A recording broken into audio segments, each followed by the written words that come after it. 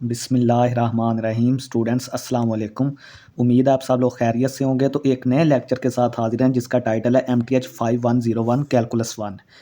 इस लेक्चर में हम 31 टू 35 मॉड्यूल्स कवर करेंगे। तो लेक्चर स्टार्ट करने से पहले आप लोगों से यही रिक्वेस्ट है कि अगर आप हमारे चैनल 5 मैथमेटिक्स पर नए हैं तो प्लीज़ इसको लाजमी सब्सक्राइब करें।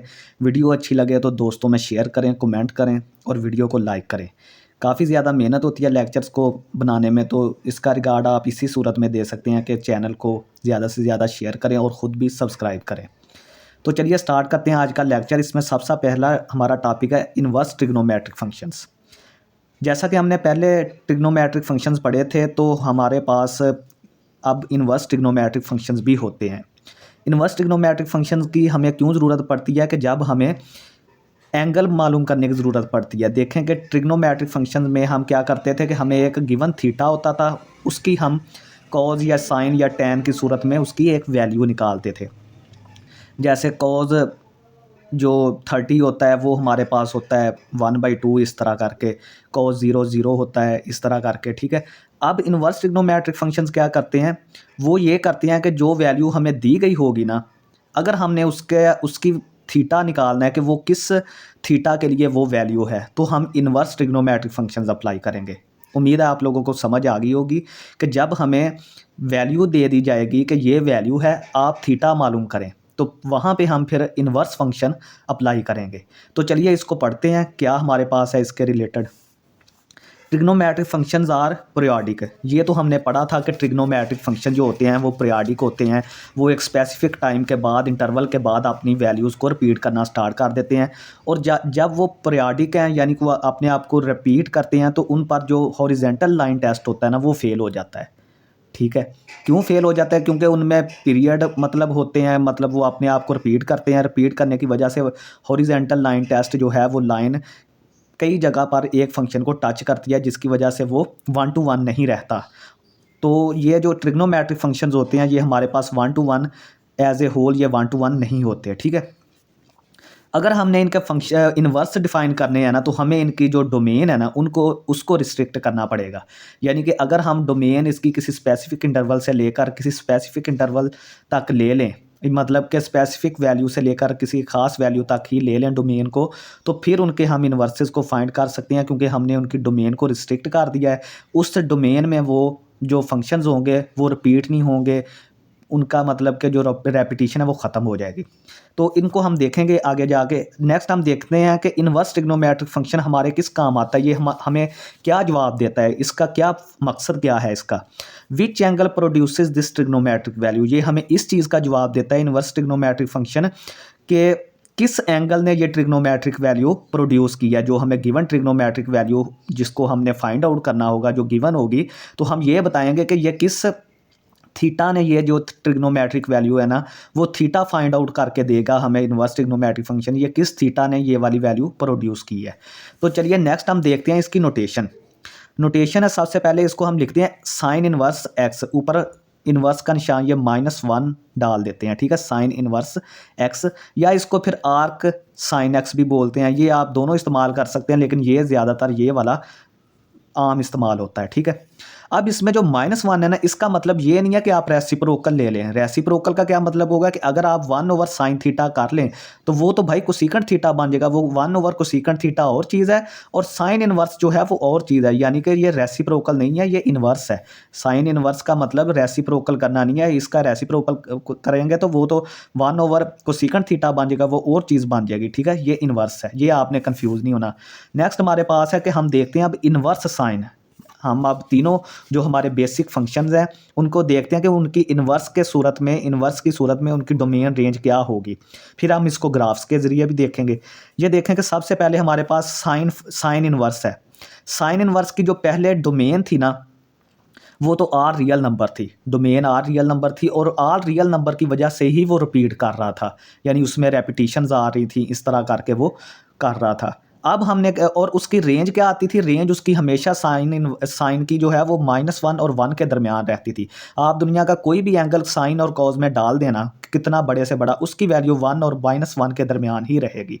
तो इसका मतलब ये था कि पहले उसकी डोमेन जो थी वो आर रियल नंबर थी और रेंज जो थी ना वो उसकी -1 to 1 थी। अब इन्वर्स में क्या होता है, इन्वर्स हम पीछे पढ़ के हैं, इन्वर्स फंक्शन में जो रेंज होती है ना वो डोमेन बन जाती है। ये देखिए आप, इसकी डोमेन जो है ना वो -1 से +1 तक बन गई है इन्वर्स, साइन इन्वर्स की। अब हम इन्वर्स की बात कर रहे हैं। और रेंज जो है, जब हम ये वैल्यूज़ दो इन वैल्यूज़ के दरमियान डोमेन लेंगे तो फिर इसकी रेंज जो होगी ना इन्वर्स फंक्शन की वो -π/2 से π/2 तक आएगी। ये इसकी रेंज होगी। ये मैं आपको आगे ग्राफ से भी एलेबोरेट कर दूंगा। नेक्स्ट हमारे पास है inverse sine function. Inverse sine function में क्या आपने केस में देखा था, कोसाइन फंक्शन जब हमने देखा था, कोसाइन फंक्शन की जो डोमेन थी वो तो आर रियल नंबर थी और रेंज भी उसकी -1 से लेकर +1 थी। ठीक है, अब क्या होगा, इन्वर्स कोसाइन हमने लिया है, कोसाइन इन्वर्स लिया है तो डोमेन इसकी -1 से +1 बन जाएगी और रेंज इसकी रहेगी 0 से लेकर पाई तक। रेंज इसकी क्या रहेगी, 0 से लेकर पाई तक। यानी जब ये आप ये वाली वैल्यूज़ डालेंगे ना इसमें, तो इसकी रेंज जो होगी ना वो ये वाला इसका आंसर इस रेंज में आएगा जब ये वैल्यूज़ आप इन्वर्स फंक्शन में, इन्वर्स कोसाइन में डालेंगे। नेक्स्ट हमारे पास है inverse tangent function. Inverse tangent function की हमने देखा था कि वहाँ पे जो डोमेन थी ना वो -π/2 से π/2 तक थी। ठीक है, इसके अलावा वो अनडिफाइन हो जाता था। ठीक है, लेकिन यहाँ पे हमने क्या किया, इसमें हम इन्वर्स टेंजेंट फंक्शन में हम डोमेन के तौर पर कोई भी रियल नंबर डाल सकते हैं। डोमेन के तौर पर कोई भी रियल नंबर डाल सकते हैं, लेकिन उसकी जो रेंज आएगी ना वो -π/2 से π/2 तक ही रहेगी। अब हम देखते हैं कि ये जो हमने रिस्ट्रिक्शंस लगा दी हैं ना इन पर, डोमेन की जो लगा दी हैं हमने पाबंदियाँ, उनकी वजह से ये सारे फंक्शन 1 1 बन गए हैं। 1 1 बन गए हैं, तो अब इनके इन्वर्स जो हैं वो हम फाइंड आउट कर सकते हैं। तो सबसे पहले हम देखते हैं कि y = sin x, y = sin x। इसके लिए हमने क्या किया कि इसके लिए हमने किया कि x जो है वो हमारा -π/2 से लेकर π/2 तक होगा। cos हमारा क्या होगा, ठीक है, वो होगा 0 से लेकर पाई तक। ठीक है, और tan हमारा होगा -π/2 से π/2 तक। ठीक है, ये देखें मैंने इनके ग्राफ बनाए हैं इन स्पेसिफिक इंटरवल्स में, ये देखें। ठीक है, जब sin x का हमने ग्राफ इस तरह बनाया, ये देखें इस तरह करके ये वाला ग्राफ, तो ये अभी 1 1 हो गया। आप इस पे हॉरिजेंटल लाइन टेस्ट करेंगे तो सिर्फ एक जगह पे टच करेगा। ये कहाँ से लेकर कहाँ तक है, x की किन वैल्यूज़ के लिए, ये देखें मैंने -π/2 से π/2 तक है। ये देखें यहाँ से लेकर यहाँ तक ये -π/2 और π/2। नेक्स्ट हम देखते हैं कोसाइन x का। ये हमारे पास कहाँ से लेकर कहाँ तक 1 1 होगा, ये हमारे पास 1 1 होगा। ये देखें 0, ये 0 है, ये पाई है। ये देखें x भी हमारा 0 से पाई तक है। तो ये जब हम इस तरह का फंक्शन, इस तरह का पार्ट इसका लेंगे ना फंक्शन के ग्राफ का, तो ये हमारा 1 1 होगा और इसकी मैक्सिमम वैल्यू 1 रहेगी और नीचे -1 तक जाएगा। ठीक है, तो ये हमने इसका पार्ट लिया है 0 से लेकर पाई तक, क्योंकि ये इस पार्ट में जो है वो 1 1 ही रहेगा। इस पर आप हॉरिजेंटल लाइन टेस्ट कर सकते हैं। अब हमने लिया है y = tan x, -π/2 से लेकर π/2 तक। ठीक है, ये देखें ये π/2, ये π/2 इस तरफ और ये -π/2 और ये इसका ग्राफ है। ठीक है, अब हम इनके इन्वर्सेस फाइंड आउट करते हैं। इन्वर्स ग्राफ, ये देखें ये साइन इन्वर्स x है। आपको पता है कि जो इन्वर्स फंक्शन होता है ना उसका ग्राफ y = x जो लाइन होती है ना, ये देखें ये सारी लाइंस y = x हैं। ये वाली लाइन जो है, ठीक है, y = x, इसका बारे में मैंने आपको बताया था। ये देखें अभी ये जो हमारा है ना ये वाला, ये जिस पे मैं पेंसिल फेर रहा हूँ, ये फंक्शन जो है वो हमारा ओरिजिनल फंक्शन है sin x। ठीक है, ये वाला इस तरह करके, और जब हम इसके इन्वर्स का फंक्शन फाइंड आउट करेंगे वो ये वाला बनेगा, ये वाला। ठीक है, ये रिफ्लेक्ट हो गया अबाउट y = x, जो लाइन थी ना उसके अबाउट रिफ्लेक्ट हो गया।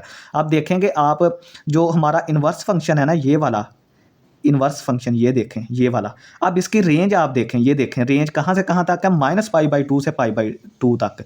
ये जो हमने लिया है फंक्शन उसकी रेंज तो हमारे पास ये है ना। अब इसकी जो डोमेन है वो 1 और -1 बन गई। ये देखें, अब इन्वर्स फंक्शंस की बात कर रहा हूँ जो मैंने ऊपर यहाँ पे आपको बता के आया हूँ, ये वाली चीज़ें अब मैं आपको बता रहा हूँ यहाँ पर। ठीक है, आप देखेंगे इनकी जो रेंज है वो हमारे पास π/2 से -π/2, ये y एक्सिस, और डोमेन इसकी ये देखें, ये डोमेन वाला फंक्शन है ये। ठीक है, तो ये -1 से लेकर 1 तक बन गई। सेम इसी तरीके से आप y = cos इन्वर्स x का फाइंड आउट कर सकते हैं। ठीक है, इसका जो एक्चुअल फंक्शन है ना, एक्चुअल फंक्शन ये है इसका, ये देखें जो मैंने ऊपर बनाया हुआ है, ठीक है। एक्चुअल फंक्शन ये है, जब आप इसका इन्वर्स लेंगे ना, इन्वर्स अप्लाई करेंगे तो ये फंक्शन बनेगा इसका, इस तरह करके ये, ठीक है। और ये भी y is equal to x line के रिफ्लेक्ट हो जाएगा। और देखें कि इसकी जो हमारे पास ये जो डोमेन पहले वाला फंक्शन है, उसकी डोमेन तो हमारे पास थी 0 से लेकर पाई तक, ठीक है, सॉरी रेंज। अब जो होगा ना, ये 0 से लेकर पाई तक रेंज होगी। ये देखें, ये 0 से स्टार्ट हुआ, यहाँ से 0 से स्टार्ट हुआ और इस तरह ऊपर तक चलता गया पाई तक, ये पाई है हमारा। और -1 और 1 इसकी डोमेन हो जाएगी, ठीक है। सेम इसी तरह tan x को हम देख सकते हैं। tan x का हमारे पास जो ओरिजिनल ग्राफ होता है ना, वो ये था, ये वाला, इस तरह करके ये y is equal to x हमारी लाइन है, ये वाली, ठीक है। और जब इन्वर्स अप्लाई करेंगे तो ये ग्राफ मिलेगा हमें, ये वाला, इस तरह करके, ठीक है। अब ग्राफ जब हमने ओरिजिनल वाला देखा, जब हमने इन्वर्स वाला देखा, तो ये देखें इन्वर्स ग्राफ की जो हमारे पास है ना रेंज, वो देखें, वो π/2 से लेकर -π/2 तक, ये हमारा इन्वर्स का ग्राफ है, ये वाला, ठीक है। इसकी रेंज क्या है, -π/2 से π/2 तक रेंज हमेशा y एक्सिस पर आती है।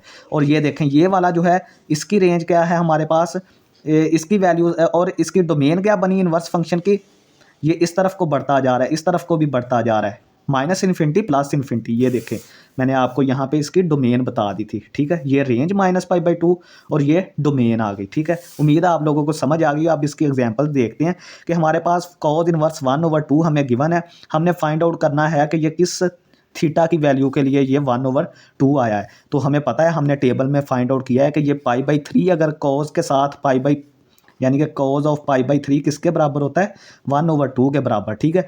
तो जब हम ये cos उस तरफ ले जाएंगे, ये cos इनवर्स 1/2 बन जाएगा, ठीक है। तो cos इनवर्स 1/2 किसके बराबर आ जाएगा, π/3 के। इसका मतलब ये है कि अगर आप 1/2 का cos इनवर्स लेना, तो वो थीटा हमें देगा π/3 के बराबर। तो यही तो हमारा इनवर्स का काम होता है, इनवर्स फंक्शन का।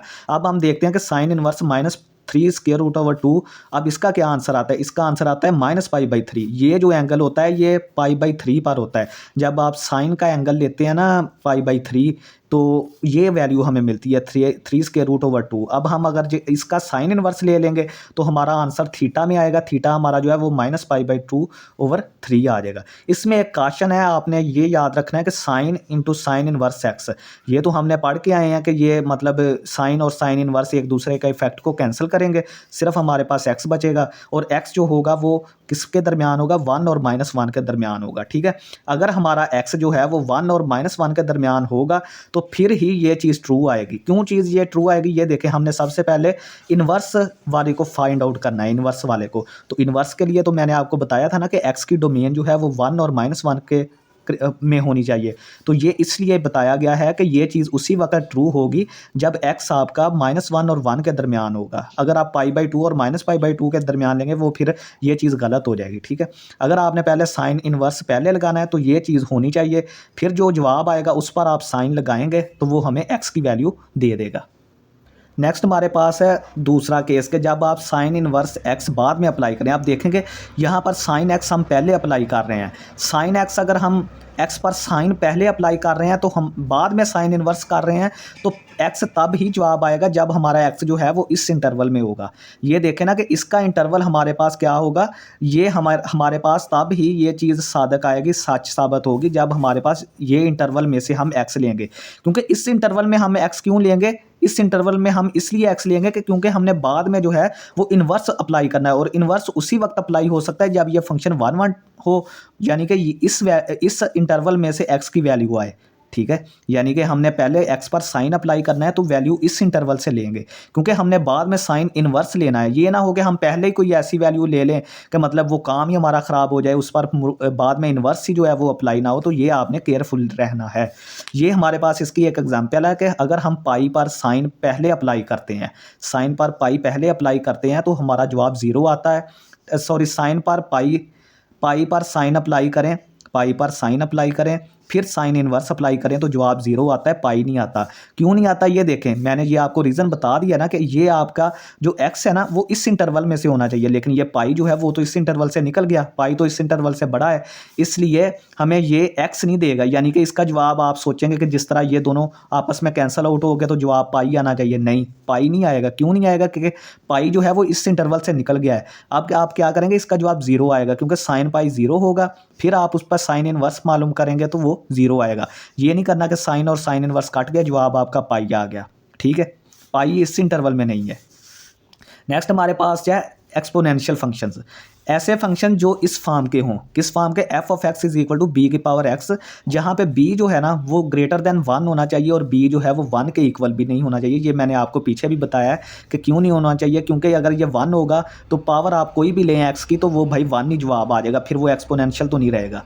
बी ग्रेटर देन 1 क्यों होना चाहिए, क्योंकि यहाँ पे हमारे पास क्या होगा कि अगर हम 0 ले लें तो 0 की पावर कोई भी हो वो जवाब 1 ही आ जाता है, तो इसका भी सीन एक्सपोनेंशियल का फेल हो जाएगा। अब जो यहाँ पे बेस b है ना वो कांस्टेंट है, ये देखें, इसको हम बेस बोलते हैं और b है ये, और ये एक कांस्टेंट नंबर होगा 2 3 4 5 6 इस तरह का नंबर, और ये x जो है x को हम एक्सपोनेंट बोलते हैं और ये एक वेरिएबल है, ये एज ए इनपुट काम करेगा, इसकी वैल्यूज़ को हम चेंज करेंगे। ठीक है, तो नेक्स्ट हम देखते हैं कि ये जो फंक्शन है ना, ये भाई जो दूसरे हमारे पास अलजब्राइक एक्सपोनेंशियल फंक्शन होती है ना, ये उनकी तरह नहीं है। ये देखें, मैंने इसकी मिसाल दिया है कि x की पावर b, इसमें देखेंगे जो वेरिएबल है ना उसकी पावर है, लेकिन एक्सपोनेंशियल फंक्शन में क्या होता है कि जो वेरिएबल होता है ना वो पावर में होता है। ठीक है, तो ये आपने कंफ्यूज नहीं होना कि x की पावर b जो है वो अलजब्राइक एक्सपोनेंशियल फंक्शन है, लेकिन ये सिंपल एक्सपोनेंशियल फंक्शन है, इनमें बहुत ज़्यादा डिफरेंस है। ठीक है, नेक्स्ट हम चलते हैं कि they are used in population growth, viral spread, radio active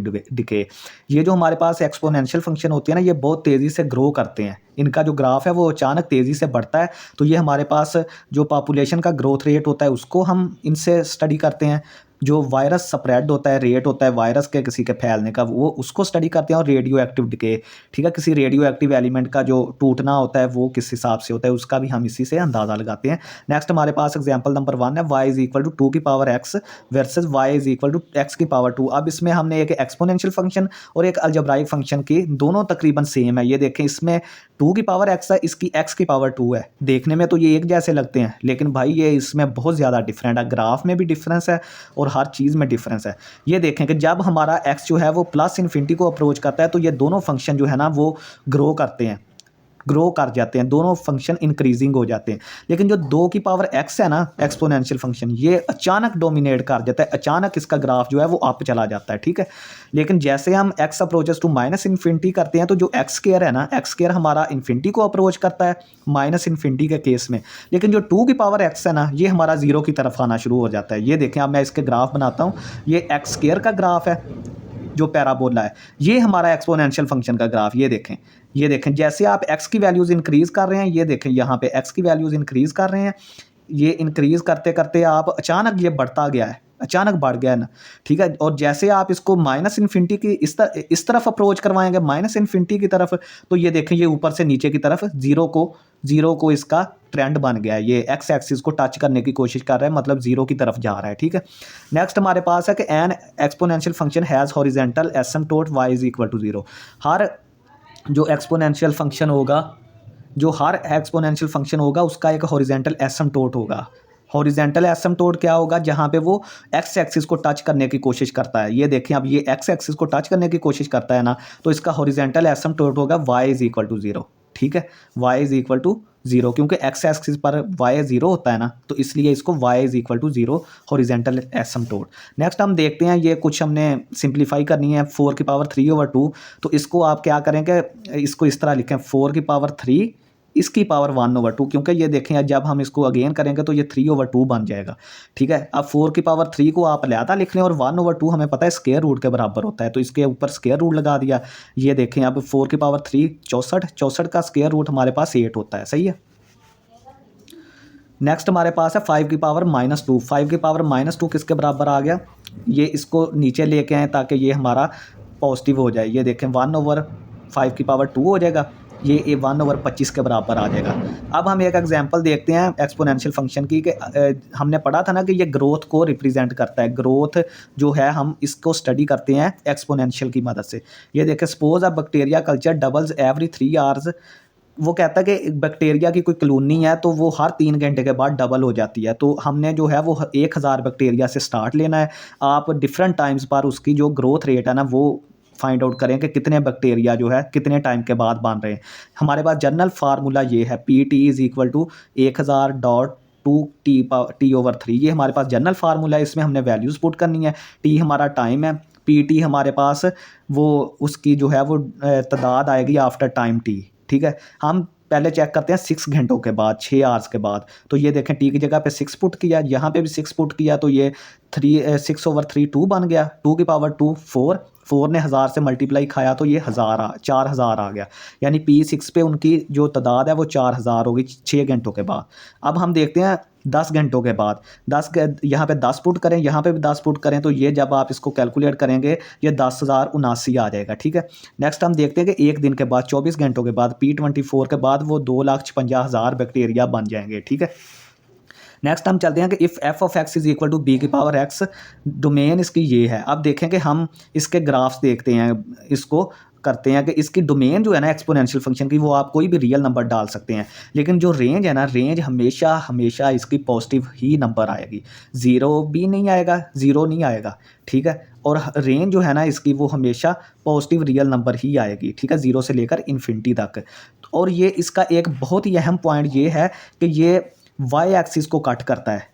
Y axis को ये कट करता है किस पॉइंट पर, 0,1 पर। ये देखें, जब आप इस फंक्शन में x की वैल्यू 0 पुट करेंगे ना तो ये b की पावर 0 बनेगा। b की पावर 0 किसके बराबर होता है, 1 के बराबर। तो इसका मतलब वहाँ से हमें ये पॉइंट मिला है 0,1, क्योंकि हमने इसकी वैल्यू 0 पुट की और हमें y जो है वो 1 मिला। तो ये देखें, ये ग्राफ है इसका, ये ग्राफ इस तरह आ रहा है और ये हमारा पॉइंट 0,1 है। तो यहाँ से ये देखें कट करके अब ये एक्स एक्सिस के साथ साथ चलता जाएगा। इसका हॉरिजेंटल एसिम्पटोड मैंने बताया था कि y इज़ इक्वल टू 0 होता है। ठीक है, अब हम देखते हैं कि जितनी ज़्यादा बेस होगी ना इसकी, ये b की वैल्यू जितनी बड़ी होगी उतनी तेज़ी से ये फंक्शन ग्रो करेगा, उतनी तेज़ी से ये इन्फिनिटी की तरफ जाएगा, बड़ा होता जाएगा ये फंक्शन। अगर b हमारा ग्रेटर देन 1 है तो फंक्शन जो है हमारा हमेशा इंक्रीजिंग रहेगा। अगर b की वैल्यू 1 से ग्रेटर है, जिस तरह के ये 3 की पावर x है, इसमें जो b है ना वो 1 से ग्रेटर है, तो इसका मतलब ये है कि ये फंक्शन की आपकी जो वैल्यू भी डालेंगे ना ये हमेशा इंक्रीजिंग फंक्शन ही रहेगा। अगर आपका b जो है वो 1 से तो छोटा है लेकिन 0 से बड़ा है, यानी कोई फ्रैक्शन बटे की शक्ल में है, तो फंक्शन हमारा डिक्रीजिंग हो जाएगा। ये देखें, यहाँ पे 1/3 इसकी पावर x आ जाएगी। ठीक है, जब भी ये बटे में कोई पावर होती है तो वो नंबर छोटा होना शुरू हो जाता है, इसलिए ये फंक्शन डिक्रीज़ करेगा। अब हम कुछ लॉज ऑफ एक्सपोनेंट्स पढ़ते हैं, ये आप पीछे भी पढ़ के आए हैं। अगर हमारे पास दो नंबर्स हैं a और b जो कि ग्रेटर देन 0 हैं, और हमारे पास दो x और y नंबर्स हैं जो कि रियल नंबर से बिलोंग करते हैं, तब ये सेम वही लाज, अगर दो बेसिस आपस में मल्टीप्लाई हो रही हैं और सेम हो और उनकी पावर्स अलग-अलग हो तो पावर्स जमा हो जाती हैं। अगर दो बेसिस डिवाइड हो रही हैं और सेम हो और उनकी पावर्स डिफरेंट हो तो डिवाइड की वजह से वो पावर्स माइनस हो जाती हैं। अगर ए बी की सारे की पावर एक्स है तो वो ए की पावर भी बन जाएगी, बी की पावर भी बन जाएगी। अगर बी ए की पावर एक्स है और b की पावर x है, ये दोनों डिवाइड हो रहे हैं तो इनको हम एक पावर में भी लिख सकते हैं, a/b की होल पावर x लिख सकते हैं। अब इसकी एक थोड़ी सी कॉम्प्लिकेटेड सी एग्जांपल है, 2x की पावर 2/3 और सारे की पावर 3 है।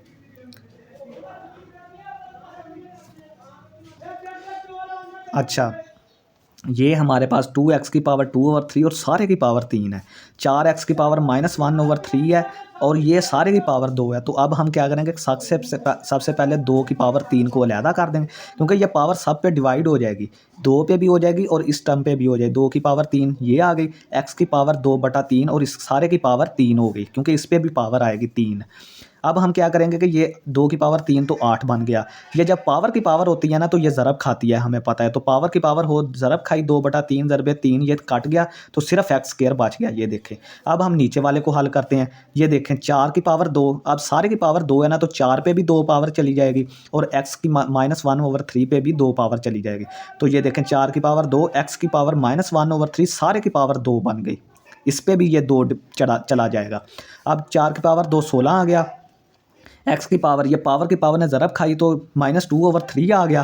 तो यहाँ से 8x की पावर 2 और नीचे 16x की पावर -2/3। ठीक है, ये देखें, ये ऊपर वाली ये आ गई और ये नीचे वाली ये आ गई। अब आप क्या करेंगे, 8 को 16 से कट जाएगा, नीचे 2 रह जाएगा, ऊपर एक्स स्क्वायर था वो वैसे ही एक्स स्क्वायर आ गया, इसको आप ऊपर ले जाके आप प्लस कर दें इस पावर को, ये ऊपर जाएगी तो +2/3। जब 2/3 होगा तो ये देखें ये दोनों पावर्स ऐड होंगी, ये दोनों के बेसिस सेम है, पावर्स दोनों की ऐड हो जाएंगी, ऐड होकर ये 8/3/2 आ जाएगा एक्स की पावर। ठीक है, नेक्स्ट हम चलते हैं द नंबर ई। अब ये बहुत ही स्पेशल नंबर है, मिस्टीरियस नंबर है एक ई। ठीक है, तो इसके बारे में हम थोड़ा सा पढ़ते हैं कि कंसीडर कंपाउंडिंग इंटरेस्ट फार्मूला। ठीक है, आप जैसे किसी जो बिज़नेस में अगर पैसे इन्वेस्ट करते हैं या बैंक में करते हैं तो उस पर जो आपको इंटरेस्ट रेट बनता है ना, तो कंपाउंडिंग इंटरेस्ट कौन सी होती है, वो होती है कि जब आप मतलब आपने जो रकम जमा करवाई है ना उस पर इंटरेस्ट लग गया। ठीक है, फिर जो आपको अगला इंटरेस्ट मिलेगा ना वो दोनों को ऐड करके मिलेगा, पीछे वाली आपकी इन्वेस्टमेंट भी और पीछे वाला इंटरेस्ट भी आपका ऐड हो गया। अब जो नेक्स्ट इंटरेस्ट मिलेगा ना वो इन दोनों को ऐड करके मिलेगा, फिर जो अगला इंटरेस्ट मिलेगा वो पहले वाली आपकी रकम और जो इंटरेस्ट दो आपको लग गए हैं वो भी ऐड हो जाएगी। अब तीसरा इंटरेस्ट आपको इस बेस पे मिलेगा, इसको हम कंपाउंडिंग इंटरेस्ट कहते हैं। ठीक है, उसके लिए ये हमारे पास फार्मूला है, ये हमारे पास अमाउंट ऑफ टाइम, ये हमारे पास जो हमें रकम मिलेगी इंटरेस्ट लगने के बाद। वैसे तो सूद हराम है, ये काम करना ही नहीं चाहिए। तो AT हमारे पास जो है वो हमें अमाउंट मिलेगी आफ्टर टाइम T। और ये देखें ये प्रिंसिपल अमाउंट है P जो आपने इन्वेस्ट किया है, ये 1 + R जो है वो आपका इंटरेस्ट रेट है। ठीक है, कि कितना आपने को फ़ायदा मिलेगा। एन जो है वो हमारी कंपाउंडिंग है कि मतलब साल में कितनी दफ़ा ये लगेगा। कुछ होते हैं रोज़ लगते हैं, रोज़ इंटरेस्ट लगता है थोड़ा थोड़ा, कुछ होते हैं कि साल में 4 दफ़ा लगता है, साल में 2 दफ़ा, साल में 1 दफ़ा, इस तरह करके। ये एन जो है वो उसकी तादाद है। अगर ये क्वार्टरली लगता है तो फिर इसकी वैल्यू 4 होगी, अगर ये मतलब सारा हर महीने लगता है तो वैल्यू 12 होगी। तो इसकी पावर NT, यहाँ पे टी टाइम जो है वो T है। अगर हमारा n अप्रोचेस टू इन्फिनिटी है यानी कि कंटिन्यूस कंपाउंडिंग है, इसका मतलब ये है कि हर रोज़ ही कुछ ना कुछ हमारा जो है वो फ़ायदा हो रहा है, हमारा इंटरेस्ट लग रहा है अमाउंट में, तो फिर ये ना ये जो हमारे पास चीज़ है ना जो आपको अमाउंट मिलेगी ना वो एक स्पेसिफिक नंबर की जो है वो पावर में मिलेगी। ठीक है, अगर आप गौर करें तो वो आपको एक स्पेसिफिक नंबर की पावर में वो आपको अमाउंट मिलेगी। तो हमने क्या किया, उस अमाउंट को हमने A(t) = P वैसे ही आ गया, E की पावर RT कर दिया। ये देखें R को आप बाहर ले जाएं।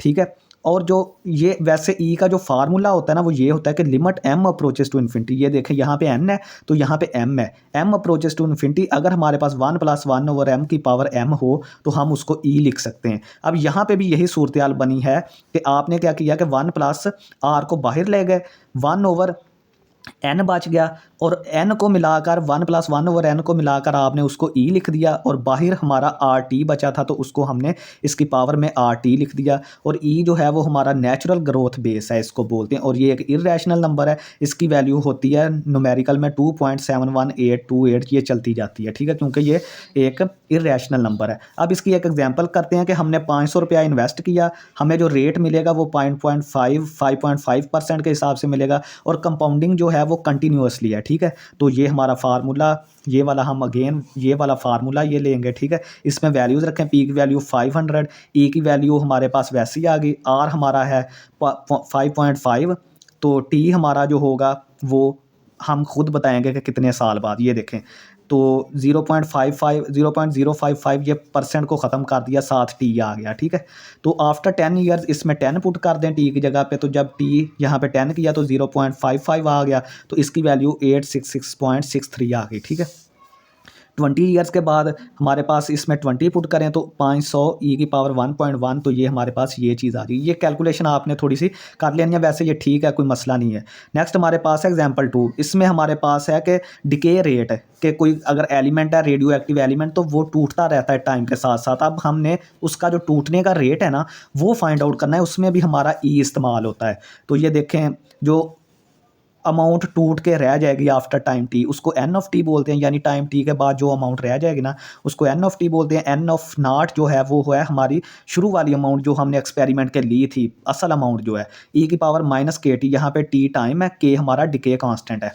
ये देखें अब हमारे पास एक सैंपल है, हमने उसका जो एन ऑफ नाट है ना वो हमने 100 ग्राम लिया इनिशियल अमाउंट, के हमारा 0.1 है। तो हमने चेक करना है कि 10 ईयर के बाद कितनी है। सिंपल आप इस फार्मूले में 10 रखें टी की जगह पे, एन ऑफ 10 हमारे पास 100 इंटू ई की पावर -1, ठीक है। ये 10 से इसने मल्टीप्लाई करके ये -1 आ गया, माइनस के टी यहाँ पे वैल्यू रखी है।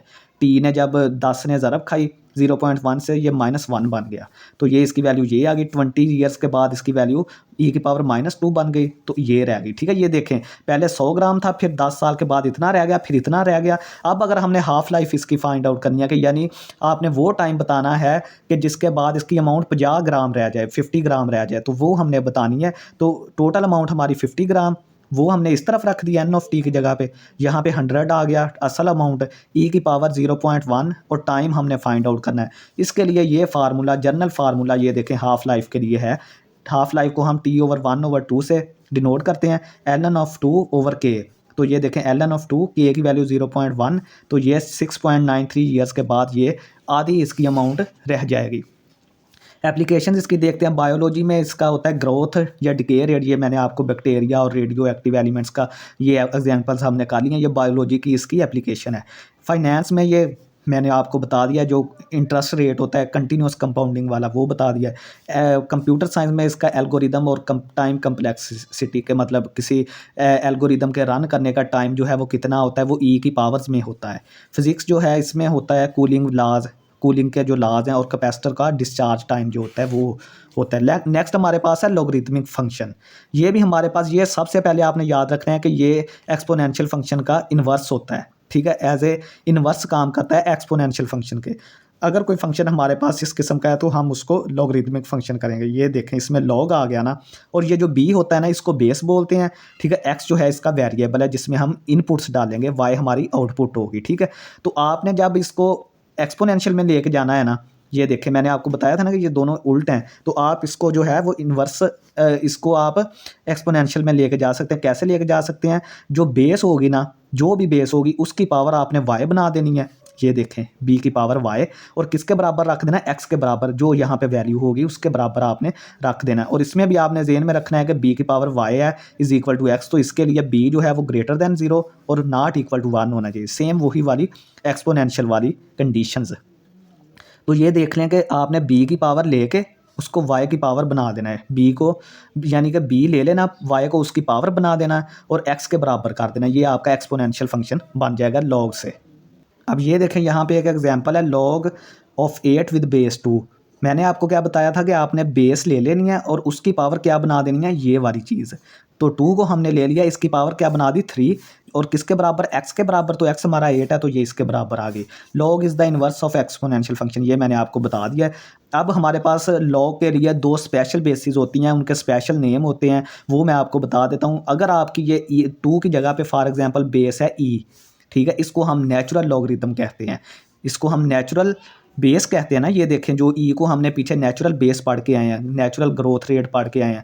तो ई अगर किसी लॉग का बेस होगा ना तो उसको हम नेचुरल लॉगरिथम बोलते हैं।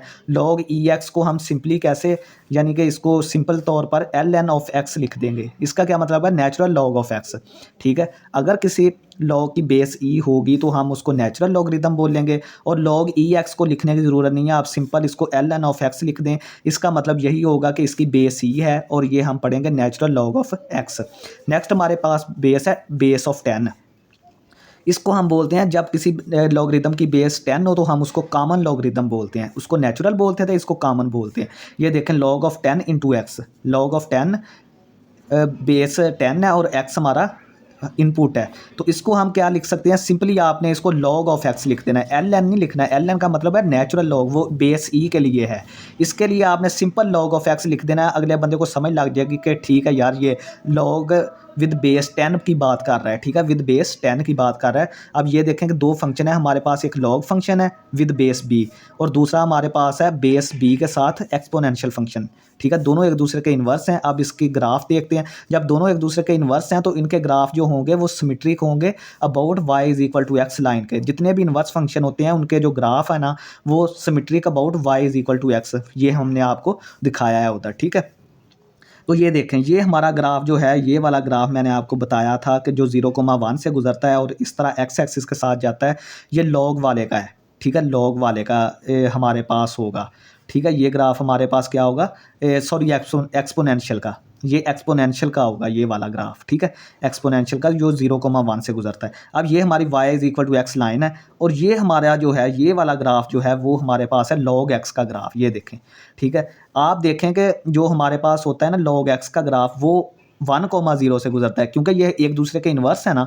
तो log जो एक्सपोनेंशियल का है वो 0,1 से गुजरता है, और इसका ग्राफ जो है वो 1,0 से गुजरता है, ये आप देख सकते हैं। ठीक है, और इसका जो था वो horizontal asymptote y is equal to 0 था। इसका जो है वो वर्टिकल एसिम्पटोट होगा, वो क्या होगा, x इज इक्वल टू 0। ये मैंने यहाँ पे चीज़ें आपको बता दी हैं। तो ये देखें किधर गया, हाँ। अब लॉग वाले की मैं थोड़ी सी प्रॉपर्टीज़ बता दूं। इसकी डोमेन में लॉग में कभी भी आपने नेगेटिव नंबर नहीं डालना एज ए इनपुट। इसकी जो डोमेन होगी वो सारे पॉजिटिव नंबर्स होंगे, नेगेटिव कोई नंबर नहीं होगा। और रेंज इसकी जो है वो सारे रियल नंबर होंगे, माइनस में भी जवाब आ सकता है, कोई मसला नहीं। रेंज इसकी सारे रियल नंबर है। और इसका जो होता है वर्टिकल एसिम्पटोट होता है, ये देखें vertical asymptote at X is equal to 0, यानी वाई एक्सिस पे। ठीक है, ये वाई एक्सिस को टच करने की कोशिश करता है, वहाँ पर एक्स 0 होता है, तो इसका वर्टिकल एसिम्पटोट। तो ये पास किस पॉइंट से करता है, 1,0 से। ये देखें मैंने आपको 1,0 यहाँ पे दिखा दिया है। ठीक है, नेक्स्ट हम चलते हैं प्रॉपर्टीज़। लॉगरिदम की कुछ प्रॉपर्टीज़ हैं। अगर हमारे पास बी एक्स वाई तीनों जो नंबर है ना वो 0 से बड़े हों, बी जो है वो 1 के बराबर ना हो, तो अगर दो नंबर्स के साथ इकट्ठा लॉग है, ये देखें log ऑफ b, दोनों की बेस सेम है और दो नंबर्स आपस में मल्टीप्लाई हो रहे हैं, तो उन दोनों को आप जमा में लिख सकते हैं विद बेस सेम बेस। ठीक है, log ऑफ बी एक्स को अलहदा कर दें, log ऑफ बी वाई को अलहदा कर दें, दरमियान में प्लस डाल दें। इसी तरह अगर दो नंबर तकसीम हो रहे हैं और उनकी बेस सेम है और log भी सेम है, तो आप उनको दोनों को लिख के दरमियान में माइनस कर दें, यानी दोनों को आप माइनस कर सकते हैं। ठीक है, लेकिन बेसिस इनकी सेम रहेंगी, आपने याद रखना है। अगर कोई नंबर विद बेस b है और इसकी पावर x की पावर r है, यानी कि कोई नंबर है हमारे पास, बेस तो सबकी b है, लेकिन कोई नंबर है जिसकी पावर x की पावर r है, मतलब कोई नंबर x है जिसकी पावर है कोई, तो आप क्या करेंगे, जो पावर होगी ना उसको log से पीछे ले आएंगे। ये हमारे पास एक रूल होता है कि अगर इस नंबर की कोई पावर है तो वो पीछे आ जाएगी। ये देखें मैंने पीछे लिख दिया, log bx वैसे ही आ गया, और r जो है वो हमारा रियल नंबर से होगा। ठीक है, यानी कि जो log की पावर होगी ना, log वाले नंबर की पावर वो पीछे आ जाती है, और 1 का log जो होता है वो 0 होता है। अगर बेस भी सेम हो और अंदर नंबर भी सेम हो, यानी log 10 ऑफ 10, इसका 1 जवाब आता है। यानी बेस भी सेम हो और अंदर इनपुट भी सेम हो तो इसका जवाब 1 आता है, और 1 का log 0 के बराबर होता है। और जो कैलकुलेटर हमें देते हैं ना log, वो log x होता है, वो कॉमन log होता है, और नेचुरल log में देते हैं। वो उनकी जो बेस e होती है या बेस 10 होती है, इसमें आपने याद रखना है कि जो कैलकुलेटर हमें नंबर देते हैं ना वो या तो मतलब नेचुरल log होता है या कॉमन लॉगरिथम होता है। लेकिन अगर उनकी बेस कोई और नंबर हो, 10 या e के अलावा कोई नंबर हो, तो उसके लिए हम ये फार्मूला इस्तेमाल करते हैं कि फ़र्ज़ करें हमारे पास log ऑफ x है विद बेस a, ये ना तो 10 है और ना ही e है, तो इसके लिए हम क्या फार्मूला लगाएंगे, ऊपर log ऑफ x कर दें, ये देखें log ऑफ x, नीचे आप कर दें log ऑफ a, ये देखें log ऑफ a। आप इसमें नेचुरल log भी ले सकते हैं और दूसरा log भी ले सकते हैं, जवाब सेम आएगा। ये देखें मैंने आपको एग्जांपल दिया, ये यहाँ पे आप बेस ना तो e है ना 10 है, और 7 का हमने log फाइंड आउट करना है इन बेस 3, तो सबसे पहले ऊपर log 7 कर दें, x का मैंने किया था तो x यहाँ पे 7 है, तो 3 log 3 नीचे कर दें, ये 1.77 के बराबर आ जाएगा। नेक्स्ट हम देखते हैं कि एक एग्जांपल है, हमने सिंप्लीफाई करना है इसको, log of x square root plus log of x। सबसे पहले स्क्वायर रूट को आप 1/2 लिखें, log ऑफ x की पावर 1/2, स्क्वायर रूट ख़त्म हो गया, प्लस log x वैसे ही आ गया। अब ये देखें ये दोनों log जो हैं वो ऐड हो रहे हैं और इनकी ये वाली चीज़ें सेम है, ये वाली और ये वाली चीज़ें सेम है और दोनों ऐड हो रहे हैं, तो हम इनको एक log में करके मल्टीप्लाई कर देंगे। ये देखें हम प्रॉपर्टी यूज़ कर देंगे log, ये देखें x की पावर 1/2 को अलहदा कर दिया और 1x को हमने अलहदा मल्टीप्लाई कर दिया, तो जब ये ज़रब खाएंगे तो ये x की पावर 3/2 बनेंगे। तो 3/2 आपको पता है कि जो पावर होती है ना वो पीछे आ जाती है, तो ये देखें 3/2 पीछे आ गई, साथ log x आ गया। ठीक है, अब ये देखें अब हमने 5 की power x is equal to 2, ये हमें एक दिया हुआ है, क्या दिया हुआ है, एक्सपोनेंशियल फंक्शन है, और एक्सपोनेंशियल फंक्शन को हम किस तरह ख़त्म कर सकते हैं, लॉग लेके, क्योंकि ये एक दूसरे के इन्वर्स हैं। तो इसका नेचुरल लॉग ले लें आप, दोनों तरफ नेचुरल लॉग ले लिया। ये 5 की पावर है ना x, ये x पीछे आ जाएगी, x पीछे आ गया तो ln of 5 is equal to ln of 2। तो x यहाँ से क्या आ गया, ln ऑफ 5 को नीचे लेके डिवाइड कर दें, ये 0.43x की वैल्यू आ गई। नेक्स्ट हमारे पास एक और है कि solve ln of 1/x is equal to 4 E into ln of 1/4 is equal to E की पावर 4। अब ये देखें, ये जो क्वेश्चन में है ना, हमें ये हमारे पास अब ln में आ गई है चीज़, नेचुरल लॉग में। तो अब हम इसको कैसे ख़त्म करेंगे, इसकी ई, इस दोनों तरफ को हम e की पावर में लिख देंगे, इसको भी e की पावर में लिख देंगे और इसको भी e की पावर में, क्योंकि इक्वेशन है ना, दोनों काम एक तरफ करेंगे। तो ये देखें, इसको हमने e की पावर में ये चीज़ सारी लिख दी और e की पावर 4 को हमने e की पावर 4 में लिख दिया, ठीक है। तो यहाँ से e और ln एक दूसरे के इन्वर्स हैं, ये कट जाएंगे। तो यहाँ से 1/x किसके बराबर आ गया, e की पावर 4। तो यहाँ से x किसके बराबर आ गया, e की पावर 1/e की पावर 4। तो यहाँ से ये देखें, लॉग सॉल्व करना है, log x की पावर 3 - 4 log x की power -4 log x is equal to 1। तो यहाँ से हमारे पास क्या होगा, ये देखें कि log x की पावर 3 वैसे ही आ गया।